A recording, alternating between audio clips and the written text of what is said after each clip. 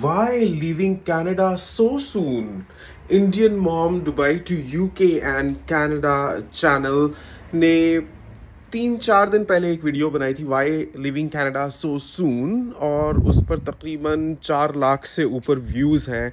दिखाता है कि लोग जानना चाहते हैं कि वो फैमिलीज़ जो इतनी तगोदो करके अपने अपने मुल्कों से कनाडा आती हैं, वो कनाडा छोड़कर क्यों चली जाती हैं। मैंने उसके बारे में भी एक एक्सप्लेनेशन वीडियो बनाई थी, उसको आप रिएक्शन वीडियो कह सकते हैं या माई 2 सेंट्स ऑन इट।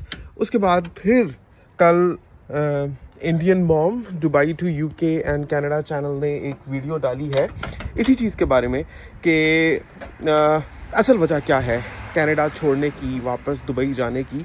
उन्होंने बताया है उसमें, तो मैंने वो रीज़न्स सुने हैं और उनके बारे में मैं क्या समझता हूँ आपसे डिस्कस करना चाहूँगा।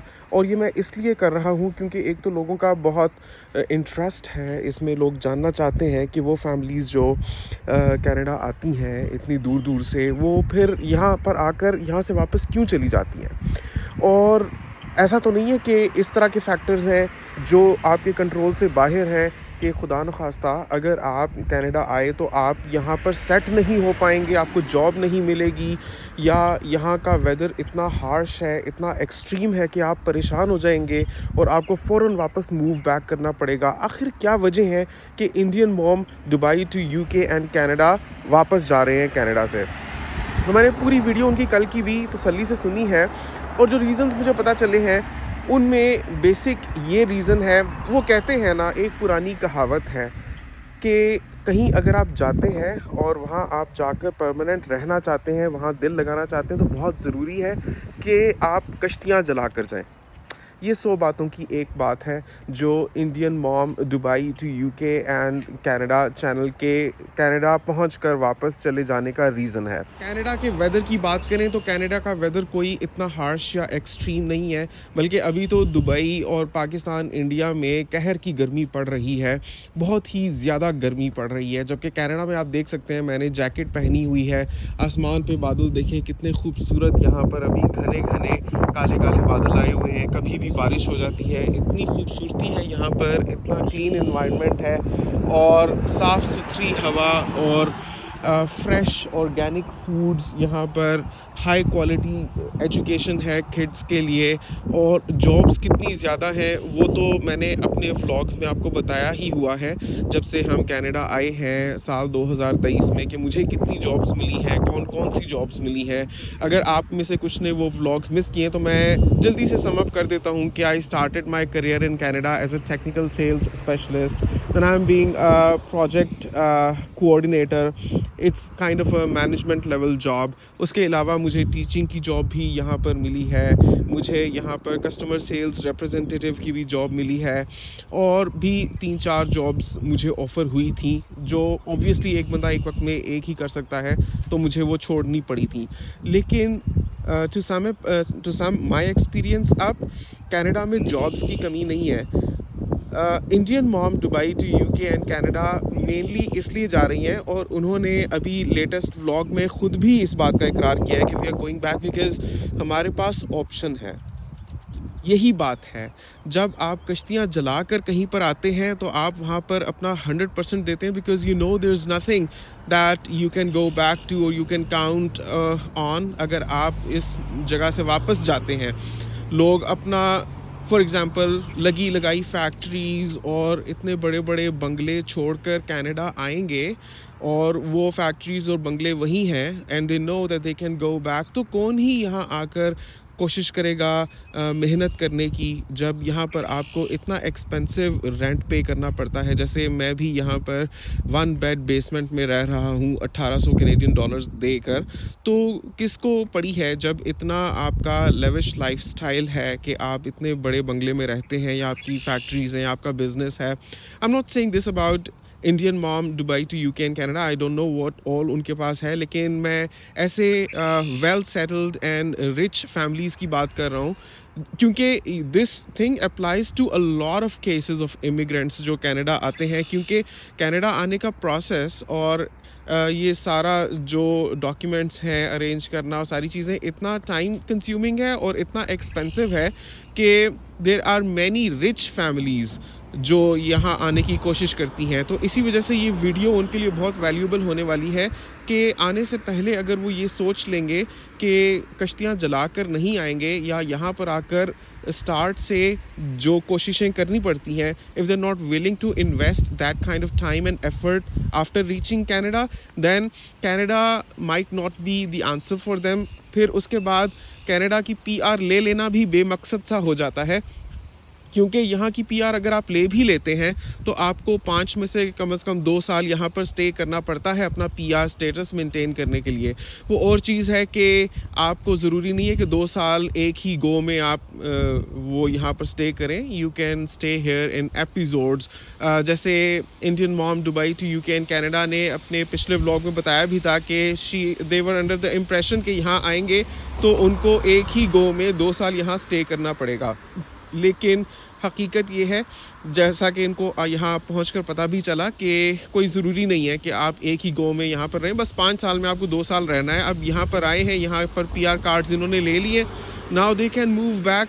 और अगर वो जैसे 3 साल बाद दोबारा आ जाते हैं, like she mentioned in the previous vlog, तो they will be able to continue उनका जो 2 साल का अरसा है जो उनको यहाँ पर गुजारना है to maintain their PR status. But the thing is, अगर आप कनाडा को लॉन्ग टर्म अपना घर नहीं बनाना चाहते, और अगर आप सिर्फ कनाडा की पीआर में इसलिए इंटरेस्टेड हैं कि आपके बच्चों की हायर एजुकेशन के लिए वो काम आएगा, तो मुझे लगता है कि ये सिर्फ सुपर डुपर रिच फैमिलीज़ के ही बस की बात है कि वो इस वजह से कनाडा आएँ कि बच्चों की हायर एजुकेशन के लिए। बिकॉज़ एवरी टाइम जब वो कनाडा आएंगे तो उनको बहुत एक्सपेंसिव मूव पड़ेगा यहाँ पर आकर।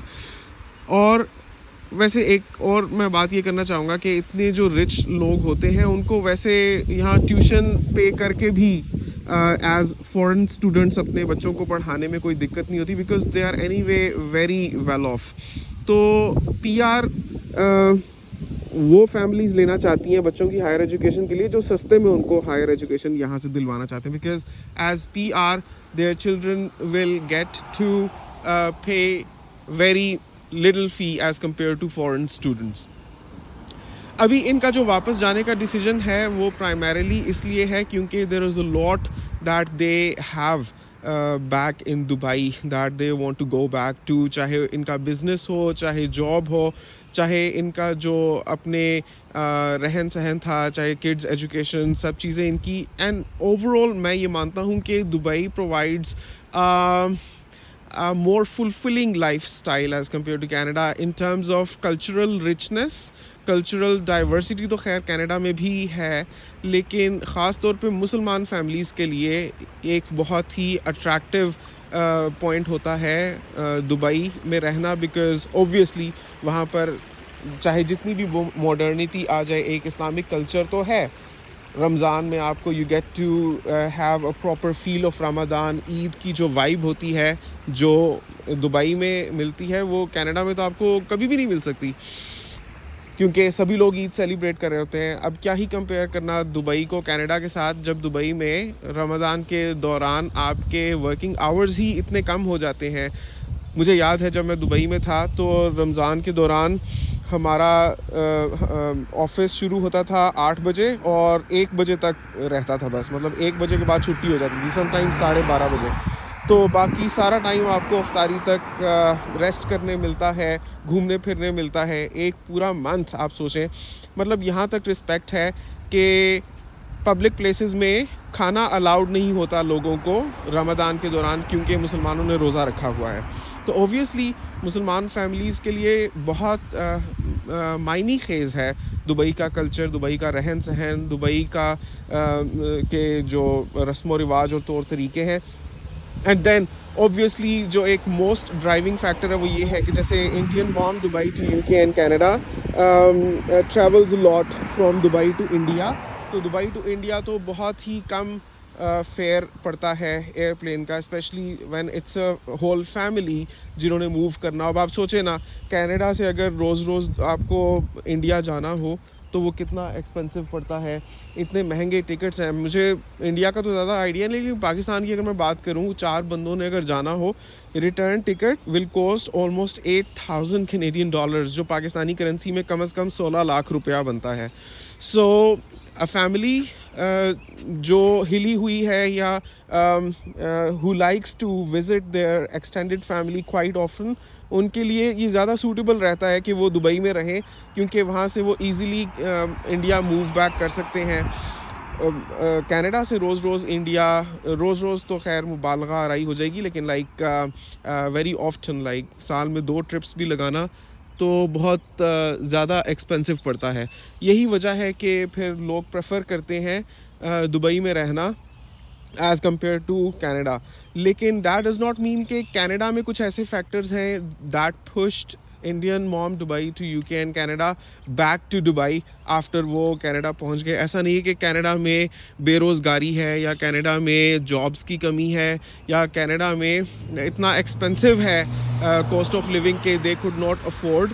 उनके अपने ही व्लॉग्स देखकर पता चलता है कि they did not need to invest that kind of time and energy and effort trying to settle in Canada because simply वो बहुत अच्छा कर रहे थे ऑलरेडी दुबई में and they can easily go back to all that. So ये message बड़ा important है उन फैमिलीज़ के लिए जो कनाडा आना चाहती हैं कि कनाडा में कुछ ऐसा नहीं है खौफनाक कि आप यहाँ पर आएंगे तो आप सेट नहीं हो पाएंगे, आपको जॉब्स नहीं मिलेंगी या आप बहुत परेशान हो जाएंगे या ऐसी बीमारियाँ आपको लग जाएंगी जो जिनसे आप छुटकारा पा ही नहीं सकेंगे। जैसे उन्होंने मेंशन किया था अपने प्रीवियस व्लॉग में कि उनके बच्चों की तबीयत ख़राब थी। तो Canada is a very welcoming country और यहाँ पर मैंने तो बिल्कुल डिस्क्रिमिनेशन, रेसिज्म वगैरह भी कोई महसूस नहीं किया किसी भी किस्म का। और people are generally very welcoming and very friendly और सुकून है यहाँ पर, खूबसूरती है, सुकून है और नज़्मो ज़ब्त है, डिसिप्लिन है और एक ऐसा मुल्क नो डाउट है Canada that you can call your home long term. बस एक चीज़ है, यहाँ के घर मुनासिब हो जाएं और जैसा कि अभी पॉसिबिलिटी है कि एक इस्लामिक मॉर्गेज सिस्टम भी यहाँ पर शुरू होगा, तो एक बार वो चीज़ अगर हो जाती है तो मुसलमानों के लिए भी बहुत इजी हो जाएगा यहाँ पर घर लेना। उनको भी इंटरेस्ट बेस्ड मॉर्गेजेस लेने की ज़रूरत नहीं पड़ेगी और क्योंकि ये एक मेन चीज़ होती है, क्योंकि किराए में बहुत पैसे जाते हैं यहाँ पर। तो अगर मुसलमान भी यहाँ पर घर अफोर्ड कर सकेंगे हलाल मॉर्गेजेस के थ्रू तो वो बहुत अच्छा हो जाएगा and we are hoping for that. इंशाल्लाह बेहतरी आएगी वक्त के साथ साथ। तो यही मेरा मैसेज है लोगों के लिए जो आना चाहते हैं कनाडा के it is possible to stay here. Indian mom Dubai to UK and Canada is not leaving because Canada was being impossible for them. वो सिर्फ इसलिए जा रहे हैं because they have a lot to go back to and उनके लिए सिर्फ वो एक ऑप्शन रखना चाहते हैं अपने लिए PR की, कि हमारे पास ऑप्शन हो कल को अगर हम यहाँ पर वापस आना चाहें तो आ सकें as PR। Other than that Canada ने कुछ ऐसा नहीं किया कि they had to go back.